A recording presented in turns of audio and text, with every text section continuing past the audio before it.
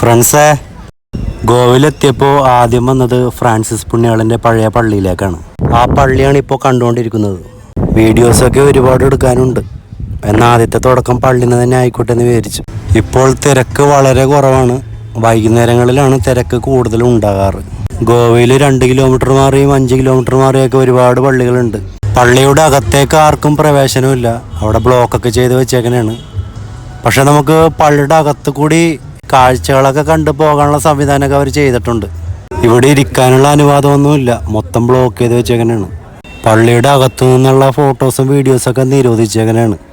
എന്നാൽ അവർ കാണാതൊക്കെ ഇങ്ങനെ എടുക്കണേണ്. ഓരോ സ്ഥലത്ത് ഇവരുടെ ആൾക്കാരുണ്ട്. അതുകൊണ്ട് വീഡിയോ അധികം എടുക്കാനും പറ്റുന്നില്ല. പിന്നെ ഇതിൻ്റെ അകത്ത് കൊന്തയും രൂപങ്ങളൊക്കെ കൊടുക്കുന്ന കടകളൊക്കെ ഉണ്ട്. പള്ളിയുടെ അകത്ത് കയറി ചുറ്റിക്കറങ്ങി പുറത്തേക്കുള്ള വഴിയിൽ നമ്മിപ്പോൾ എത്തിയിട്ടുണ്ട്.